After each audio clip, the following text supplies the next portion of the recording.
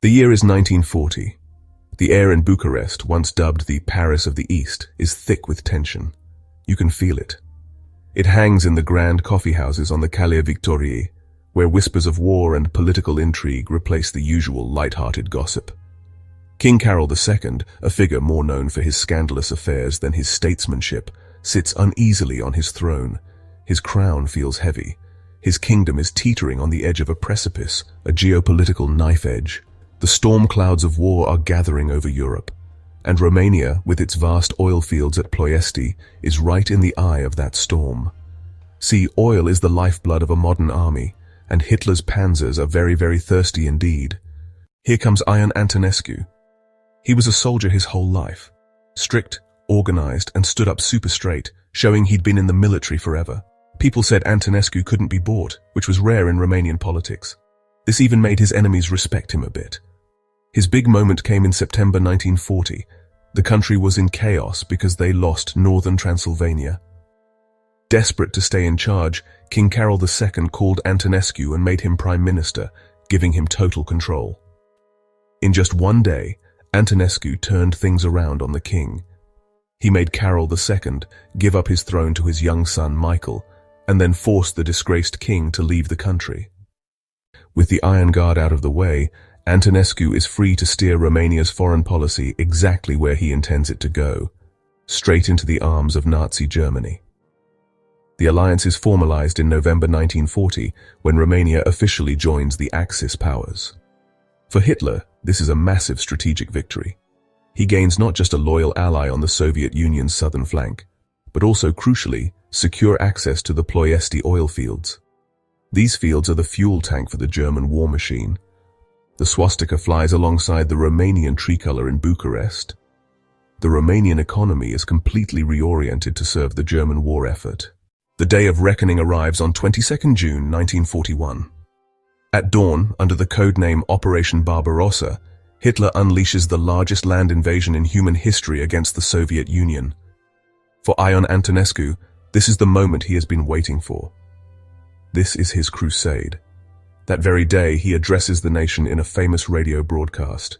With solemn gravity, he commands the Romanian army, "Soldiers, I order you, cross the Prut River. The goal is to liberate your brothers in Bessarabia and northern Bukovina." Romania commits a huge force to the invasion, the largest Axis satellite army on the Eastern Front. Two army groups, the 3rd and 4th Romanian armies, comprising over 500,000 men, march eastward alongside their German allies. So the start of Operation Barbarossa for the Romanian soldiers was a story of quick wins and a lot of happiness across the country. As the 3rd and 4th armies rushed across the Prut River, people in the towns and villages of Bessarabia were super excited to see them. They pushed back the Soviet forces, who were shocked by how sudden and strong the attack was from all sides. The teamwork on the battlefield seemed to work. By late July 1941, they had reached their main goal. Bessarabia and northern Bukovina were completely under Romanian control. Antonescu went to the front to congratulate his troops. But the war didn't stop at the Dniester. Hitler now asked the Romanian armies to keep going, to take control of the Ukrainian coast and to capture the important port of Odessa. The battle for Odessa, which began in August 1941, quickly turns into a nightmare for the Romanian Fourth Army. Unlike the swift advance through Bessarabia, Odessa is a fortress. The Romanian forces, primarily infantry with inadequate artillery and almost no effective armor, are thrown against these formidable defenses in a series of costly frontal assaults. The siege grinds on for 73 brutal days. The summer heat gives way to autumn rains, turning the trenches into muddy quagmires of misery and disease. By the time the city is finally taken in mid-October, the Romanian forces have suffered over 92,000 casualties, including nearly 18,000 killed. It is a Pyrrhic victory. While Romanian soldiers were fighting and dying on the Eastern Front, life for everyday people back home was getting harder and harder. Food limits were put in place, and basic foods like bread, sugar, and cooking oil became hard to find. The countryside had all its extra farm products taken away. Huge amounts of grain and animals were sent to feed the armies in Germany, leaving less for the people living there. Politically, the country was run by one person with total power. All political groups were banned, newspapers were heavily controlled, and any kind of disagreement was quickly stopped by the secret police. Even inside the royal palace, the young King Michael I became a quiet leader for those who hoped for a different future for Romania, a future free from both German control and Antonescu's rule. By 1944, the tide of the war had turned decisively against the Axis powers. The monumental German defeat at Stalingrad, where the Romanian Third and Fourth Armies were effectively annihilated, was the beginning of the end. By the spring of 1944, Soviet troops had crossed the Prut River and were advancing into Romania itself. The alliance that was meant to protect Romania was now leading to its destruction. The moment came on the 23rd of August, 1944.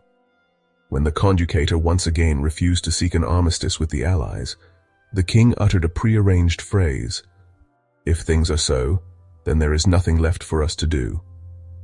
It was a bold and incredibly risky move by the 22-year-old monarch.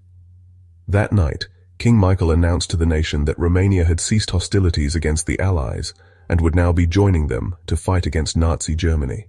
The aftermath of the 23rd of August coup was complex and ultimately tragic for Romania. In 1946, Ion Antonescu was tried for war crimes by a people's tribunal, found guilty, and executed. A year later, King Michael I was forced to abdicate at gunpoint, and the country was declared a people's republic. The brief dream of a restored, independent Romania was crushed. The legacy of the Antonescu period remains one of the most contentious subjects in modern Romanian history. His regime's direct responsibility for the Holocaust in Romania, the murder of up to 380,000 Jews and 11,000 Roma, is an undeniable and horrific historical fact. The brief, brutal era of Antonescu's rule serves as a stark reminder of the perils of nationalism when it curdles into fascism. The shadow of Ion Antonescu still lingers, forcing Romania to continually grapple with the most difficult and darkest chapters of its past.